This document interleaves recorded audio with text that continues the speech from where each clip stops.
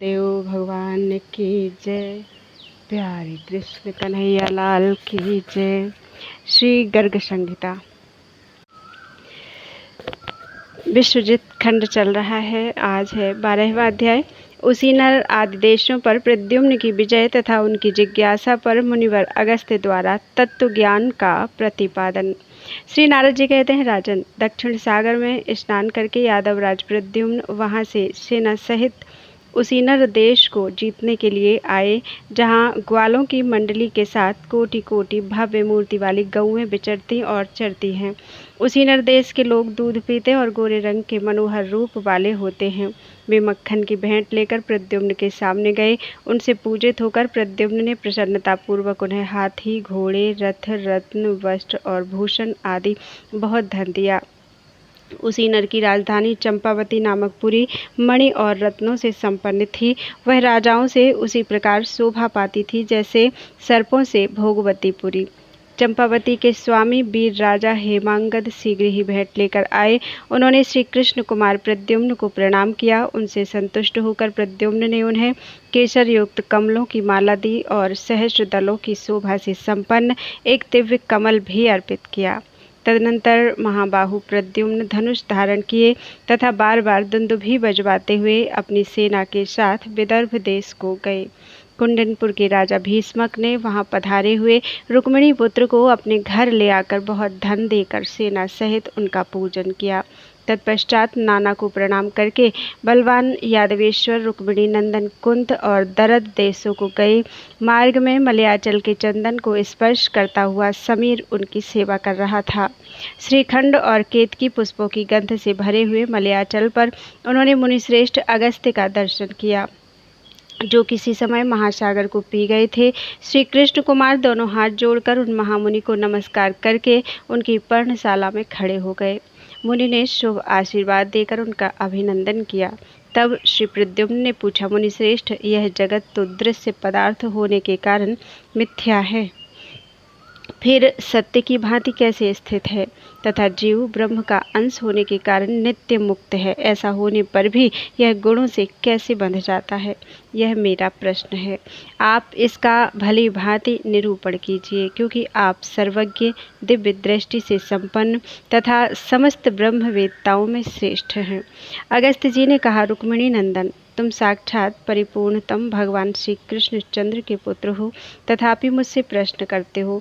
तुम्हारा यह प्रश्न पूछना लीला मात्र है, क्योंकि तुम सर्वज्ञ हो। प्रभु, जैसे भगवान श्री हरि लोक संग्रह के लिए ही कर्म करते हैं, उसी प्रकार तुम भी मनुष्यों का कल्याण करने के लिए विचर रहे हो। जैसे सत्य सूर्य का जल में जो प्रतिबिंब दिखाई देता है, वह मिथ्या होने पर भी सत्य सा प्रतीत होता है, उसी प्रकार प्रकृति और परमात्मा का प्रतिबिंब स्वरूप यह दृश्य जगत असत होने पर भी सत्य सा दृष्टिगोचर होता है। जैसे शीशे में मुख, रस्सी में सर्प तथा बालू का राशि में जल की सत्यवत प्रतीति होती है, उसी प्रकार यह सत्य परमात्मा देहगत सत्वादि गुणों से बद्ध जान पड़ता है। अंतःकरण रूपी दर्पण में सत्य का प्रतिबिंब ही जीव रूप में प्रतीति गोचर होता है। शीशे में मुख आबद्ध न होने पर भी बद्ध सा प्रतीत होता है, उसी प्रकार नित्य मुक्त परमात्मा सत्वादि गुणमय अंतःकरण में प्रतिबिंबित होकर बद्ध सा जान पड़ता है। प्रद्युम्न ने पूछा, ब्रह्मज्ञ शिरोमणि, जिस उपाय से दृढ़ वैराग्य प्राप्त करके देहधारी जीव कथमपि बंधन में ना पड़े, वह मुझे बताइए। अगस्त्य जी ने कहा, जो विवेक का आश्रय लेकर जगत को मनोमय मन के संकल्प मात्र से प्रकट मानकर सनातन ब्रह्म का भजन करता है, वह परम पद को प्राप्त होता है। राजन, उस परमात्मा को जन्म, मृत्यु, शोक, मोह, बाल्य, यौवन, जरा, अहंता, मद, व्याधि का डर, सुख, दुख, क्षुधा, रति, मानसिक चिंता और भय कभी नहीं प्राप्त होते, क्योंकि आत्मा निरीह, चेष्टा रहित, निराकार, सर्वथा अहंकार शून्य, शुद्ध स्वरूप, गुणों का आश्रय, साक्षात परमेश्वर, निष्कल तथा आत्मदृष्टा है। जिसको मुनीश्वरों ने सदा पूर्ण एवं ज्ञानमय जाना है, उस परब्रह्म परमात्मा को जानकर यह जीव सुखपूर्वक विचरे।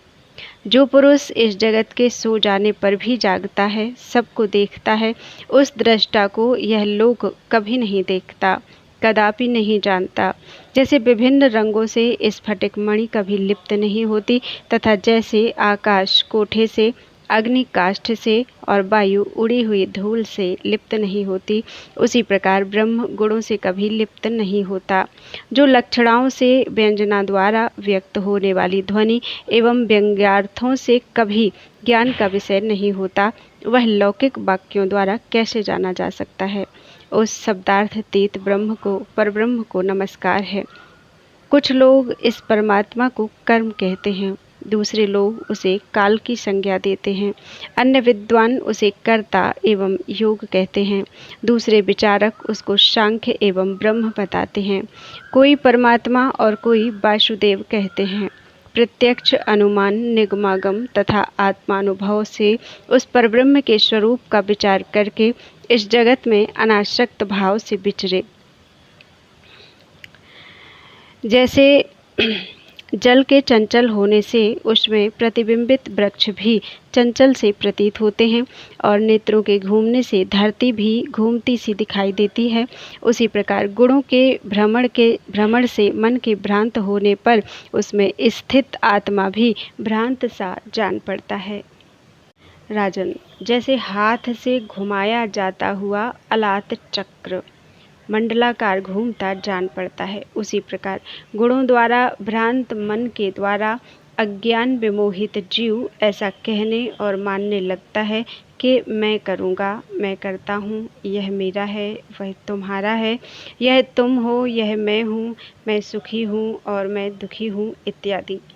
सत्व, रज और तम ये तीनों प्रकृति के गुण हैं, आत्मा के नहीं। उन गुणों द्वारा यह सारा जगत उसी तरह व्याप्त है जैसे सूत से वस्त्र ओतप्रोत होता है। सत्वगुण में स्थित जीव ऊपर को जाते हैं, रजोगुणी जीव मध्यवर्ती लोक में रहते हैं तथा तमोगुण की वृत्ति में स्थित तामस जन नीचे नरकादि में जाते हैं। श्री कृष्ण कुमार जैसे अंधेरे में रखी हुई रस्सी में सर्प बुद्धि होती है, दूर से मरीचिका में जल की भ्रांति होती है, उसी प्रकार अज्ञान मोहित जीव परब्रह्म में इस जगत की भ्रांत धारणा बना लेता है। सुख को उसी तरह आने जाने वाला समझो जैसे मंडलवर्ती राजाओं का राज्य। मनुष्यों का दुख भी उसी प्रकार है जैसे नरकवासियों का। घनमाला देह के गुण तथा दिन और रात जैसे स्थिर नहीं होते, उसी तरह सुख दुख भी स्थिर नहीं है। जैसे तीर्थयात्रियों या व्यापारियों का समुदाय सदा साथ नहीं रहता, उसी तरह यह दृश्य प्रपंच भी शाश्वत नहीं है। कोई भी वस्तु सदा नहीं रहती। जैसे पंख निकल आने पर पक्षी को घोंसले से और नदी के पार चले जाने पर पथिक को नाव से कोई प्रयोजन नहीं रहता, उसी प्रकार ज्ञान प्राप्त हो जाने पर अभिमान उत्पन्न करने वाले लोक से क्या प्रयोजन रह जाता है। समदर्शी मुनि इसी प्रकार अपने मार्ग का शीघ्र निश्चय करके असंग भाव से विचरे। जैसे अनेक जलपात्रों में एक ही चंद्रमा प्रतिबिंबित होता है और जैसे काष्ठ समूह में एक अग्नि व्याप्त है, उसी प्रकार एक ही साक्षात भगवान परमात्मा सर्वत्र विद्यमान है। जैसे महान आकाश घट और मठ के बाहर तथा भीतर भी अलिप्त भाव से विद्यमान है, उसी प्रकार परमात्मा अपने ही द्वारा उद्भावित देहधारियों के बाहर भीतर निर्लिप्त रूप से विराजमान है। जो भगवान श्री कृष्ण का शांत चित्त ज्ञाननिष्ठ एवं वैराग्यवान भक्त है, उसे गुण उसी प्रकार नहीं छूते जैसे जल कमल दल को स्पर्श नहीं करता। ज्ञानी पुरुष सदा आनंद मग्न हो बालक की भांति विचरता है। वह अपने शरीर की ओर उसी प्रकार दृष्टि नहीं रखता जैसे मदिरा पीकर मतवाला हुआ मनुष्य अपने पहने हुए वस्त्र की संभाल नहीं रखता। राजन, जैसे सूर्योदय होने पर घर की वस्तु दिखाई देने लगती है, उसी प्रकार अज्ञान को दूर करके ज्ञानवान पुरुष ब्रह्म तत्व का साक्षात्कार कर लेता है। जैसे पृथक पृथक द्वार वाली इंद्रियों से एक ही विषय अनेक गुणों का आश्रय प्रतीत होता है, उसी प्रकार एक ही ब्रह्म उसके प्रतिपादक शास्त्र मार्गों से अनेक साथ जान पड़ता है। नरेश्वर इस ब्रह्म को कोई परम पद कहते हैं, कोई वैष्णव धाम बताते हैं, कोई व्यापक वैकुंठ, कोई शांत, कोई परम कैवल्य तथा कोई अविनाशी परम धाम कहते हैं। किन्हीं के मत में वह अक्षर पद है, कोई उसे पराकाष्ठा कहते हैं, कोई प्रकृति से परे गोलोक धाम बताते हैं और कोई पुराणवेत्ता उसको विशद निकुंज कहते हैं। इस लोक में रहने वाला मानव उस पद को ज्ञान, वैराग्य और भक्ति से प्राप्त करता है, दूसरे किसी साधन से नहीं। परम पुरुष कैवल्यनाथ परात्पर पुरुषोत्तम भगवान श्री कृष्णचंद्र के पद को मनुष्य उपर्युक्त साधनों द्वारा उन्हीं की कृपा से प्राप्त करता है और उसे प्राप्त करके भक्त पुरुष कभी वहाँ से लौटता नहीं। श्री नारद जी कहते हैं, राजन, यह भागवत ज्ञान सुनकर श्री कृष्ण कुमार प्रद्युम्न ने दोनों हाथ जोड़ भक्ति भाव से नमस्कार करके महामुनि अगस्त जी का पूजन किया। बोलो वृंदावन बिहारी लाल की जय। 13वां अध्याय साल्व आदि देशों तथा द्विविध बानर पर प्रद्युम्न की विजय, लंका से विभीषण का आना और उन्हें भेंट समर्पित करना। श्री नारद जी कहते हैं, राजन, कृतमाला और ताम्रपर्णी नदियों में स्नान करके श्री यादवेश्वर प्रद्युम्न अपने यादव सैनिकों के साथ राजपुर को गए। राजपुर का स्वामी राजा साल्व था। वह मेरे मुंह से यादवों का आगमन सुनकर शीघ्र ही वानर राज द्विविद के पास गया। वीर द्विविद मित्र की सहायता करने के लिए उद्यत हो यादवों के प्रति मन में अत्यंत क्रोध लेकर प्रद्युम्न की सेना का सामना करने के लिए गया। वह अपने पैरों की धमक से पृथ्वी को हिला देता था। द्विविद ने अपने नखों और दांतों द्वारा पताका और ध्वज पट्टों को चीर डाला। वे ध्वज कश्मीरी शालों से आवृत, मुद्रांकित तथा स्वर्णभूषित थे। उसने रथों को ऊपर उछाल दिया, हाथियों पर वेगपूर्वक चढ़कर घोड़ों को भगाया और वह वानरोचित किलकारियों के साथ भौहें नचाकर सबको भयभीत करने लगा। इस प्रकार कोलाहल मच जाने पर धनुर्धरों में श्रेष्ठ प्रद्युम्न बारंबार धनुष की टंकार करते हुए रथ पर आरूढ़ हो उसके पास आ गए। मदमत्त द्विविद उस रथ के आसपास उछलने लगा और अपनी पूंछ से घोड़ों सहित रथ, ध्वज और छत्र को कंपित करने लगा। प्रद्युम्न ने अपनी धनुष की कोटि से उसका गला पकड़कर खींचा। तब अत्यंत कुपित हुए उस बानर ने उनके ऊपर मुक्के से प्रहार किया। तदनंतर प्रद्युम्न ने विधिपूर्वक धनुष पर प्रत्यंचा चढ़ाई और कान तक खींचकर छोड़े गए एक बाण से द्विविद को बींध दिया। राजेंद्र, उस बाण ने आकाश में आधे पहर तक द्विविद को घुमाकर 100 योजन दूर लंका में गिरा दिया। वहां 2 घड़ी तक राक्षसों के साथ उसका युद्ध हुआ और उसने राक्षसों को मार गिराया। राजन, इधर यदुकुल तिलक प्रद्युम्न ने दुंदुभिनाद कराते हुए विजय प्राप्त करके साल्व से भेंट ली और दक्षिण मथुरा का दर्शन करके वे त्रिकूट पर्वत पर जा चढ़े। उधर बानर राज द्विविद त्रिकूट से मैनाक के शिखर पर गया। मैनाक से सिंघल जाकर वह पुनः भारतवर्ष में आया। धीरे धीरे वानरेंद्र द्विविद हिमालय पर गया और हिमालय के शिखर से प्राग ज्योतिषपुर को जा पहुंचा। यादवेश्वर प्रद्युम्न मल्लार देश के अधिपति रामकृष्ण पर विजय पाकर महाक्षेत्र सेतुबंध तीर्थ में गए। महावीर श्री कृष्ण कुमार प्रद्युम्न 100 योजन विस्तृत मकरालय समुद्र का दर्शन करके उसके तट पर जाकर ठहर गए। वहां शांब आदि भाइयों और अक्रूर आदि अपने यादवों को बुलाकर योगेश्वरेश्वर प्रद्युम्न ने सभा में उद्धव से कहा। प्रद्युम्न बोले, भोजकुल तिलक, मंत्री प्रवर उद्धव जी, परम तेजस्वी लंकापति विभीषण इस द्वीप का राजा तथा राक्षस समूहों का सरदार है। यदि वह शीघ्र भेंट न दे तो बताइए, यहाँ हमें क्या करना चाहिए। उद्धव जी ने कहा, प्रभु, आप देवाधिदेव पुरुषोत्तमोत्तम हैं। आप ही परमात्मा श्री कृष्णचंद्र हैं। तथापि आप साधारण लोगों की भांति मुझसे पूछते हैं। बड़े बड़े योगीश्वर भी आपकी माया का पार नहीं पाते। भूमन ब्रह्मा आदि देवता भी सदा पराजित होकर जिनके उत्तम अनुशासन का भार सदा अपने मस्तक पर ढोते हैं, वही साक्षात पुरुषोत्तम आप हैं। मैं तो आपका दासानुदास हूँ, फिर मैं आपको क्या सलाह दूंगा। श्री नारद जी कहते हैं, मैथिलेश्वर उद्धव के यूं कहने पर श्री हरि स्वरूप भगवान प्रद्युम्न ने एक ताड़पत्र लेकर उस पर अपना संदेश लिखा। राक्षस राज, तुम भोजराज उग्रसेन के लिए भेंट दो। यदि बलाभिमान बस तुम मेरी बात नहीं सुनोगे तो मैं धनुष से छोड़े गए बाणों द्वारा समुद्र पर सेतु बांधकर सैन्य समूह के साथ लंका पर चढ़ाई करूंगा। यह लिखकर प्रचंड पराक्रमी प्रद्युम्न ने कोदंड हाथ में लिया और अपने पत्र को बाण में लगाकर उस बाण को कान तक खींचा और छोड़ दिया। उस धनुष की प्रत्यंचा को खींचने से बिजली की गड़गड़ाहट के समान टंकार ध्वनि प्रकट हुई। उस नाद से पातालों तथा सातों लोकों सहित सारा ब्रह्मांड गूंज उठा। प्रद्युम्न के धनुष से छूटा हुआ बाण संपूर्ण दिशाओं को प्रकाशित करता हुआ विद्युत के समान तड़तड़ाकर विभीषण की सभा में गिरा। उसके गिरते ही सब राक्षस चकित से होकर उठकर खड़े हो गए। उन दुष्टों ने बड़े वेग से अपने कवच और शस्त्र ग्रहण किए। महाबली राक्षस राज विभीषण बाण से पत्र को खींचकर पढ़ गए। सभा में वह पत्र पढ़कर उन्हें बड़ा विस्मय हुआ। उसी समय उस राजसभा में शुक्राचार्य आ पहुंचे। विभीषण ने पाद्य आदि उपचारों द्वारा उनका पूजन किया और हाथ जोड़कर प्रणाम करके कहा। विभीषण बोले, भगवन, यह किसका बाण है? भूतल पर भोजराज कौन है और उनका बल क्या है, यह मुझे बताइए, क्योंकि आप साक्षात दिव्य दृष्टि वाले हैं। श्री शुक्र ने कहा, राक्षस राज, इस विषय में पुराण वेत्ता विद्वान इस प्राचीन इतिहास का वर्णन किया करते हैं, जिसके सुनने मात्र से पापों का नाश हो जाता है। पूर्व काल में ब्रह्मा जी के पुत्र सनक आदि 4 मुनि तीनों लोकों में भ्रमण करते हुए भगवान विष्णु के दिव्य लोक में गए। वे नंगे बालक के रूप में थे। उन्हें शिशु जानकर जय और विजय नामक द्वारपालों ने, जो अंतःपुर में पहरेदार थे, बैत की छड़ी से रोक दिया। वे श्रीहरि की दर्शन की लालसा लेकर आए थे।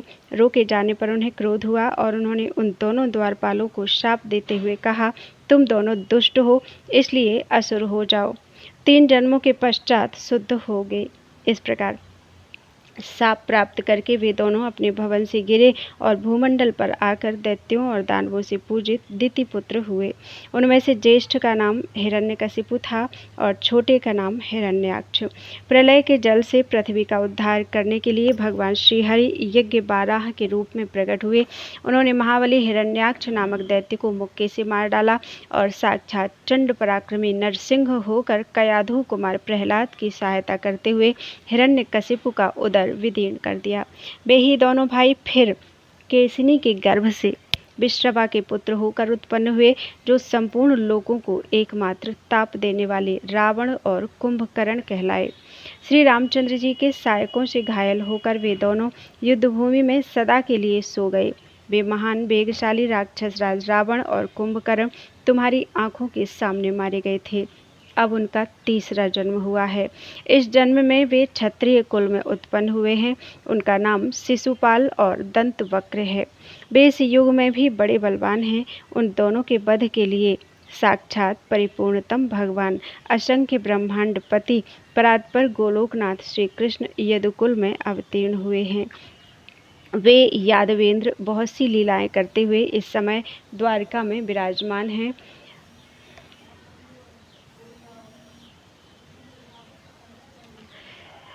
युधिष्ठिर के महायज्ञ में साल्व के साथ होने वाले युद्ध में माधव, शिशुपाल और दंतवक्र का वध कर डालेंगे, इसमें संशय नहीं है।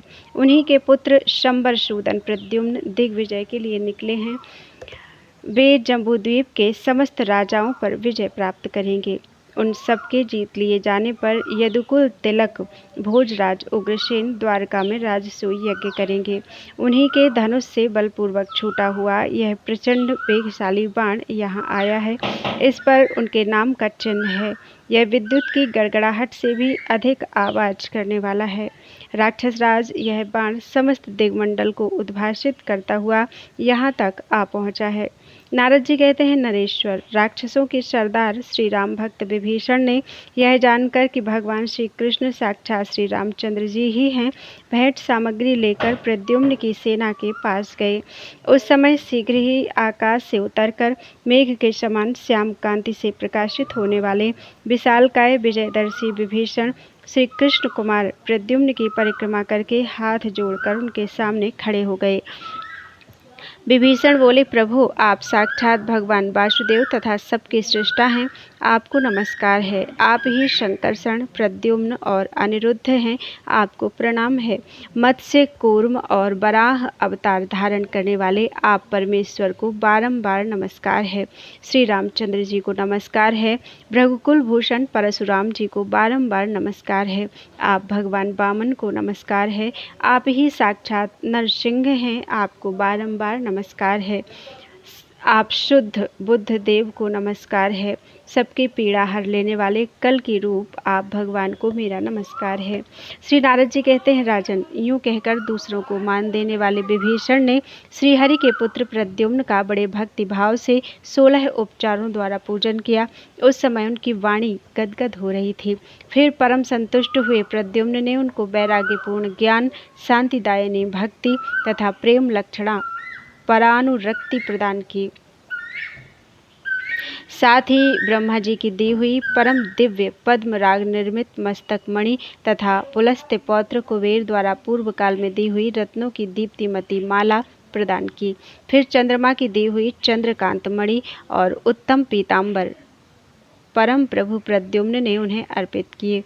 तदनंतर महाबली राक्षस राज विभीषण प्रद्युम्न को प्रणाम करके उन्हें भेंट देकर अपने पार्षद गणों के साथ लंकापुरी को लौट गए। बोलो वृंदावन बिहारी लाल की जय। त्वदीयं वस्तु गोविंदम तुभ्यमेव समर्पितम्।